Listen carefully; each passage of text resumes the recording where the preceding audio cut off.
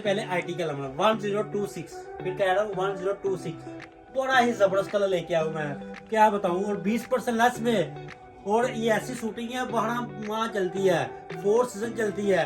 ये ना समझे कि 3 माह 4 माह विंटर, नहीं नहीं नहीं, ये ट्रॉपिकल में है, कमाल की। ये देखे, ओहो, मल्टी स्काई ब्लू जो होता है ना वो है। ये ऐसे कलर जो है ना ड्रेस कोड से मिलते हैं। ये देखे, इसकी फॉल देखे, 2 पीस 3 पीस कमाल का बनता है। ये देखे, ये देखे कितना जबरदस्त फॉल है। ये 4 सीजन चलता है। ये आप गर्मी में पहने, जून जुलाई में पहने, शादी जहाँ मर्जी कराएं, पैंट कोड ड्रेस कोड से सिलाएं। इधर तशरीफ लेके आए।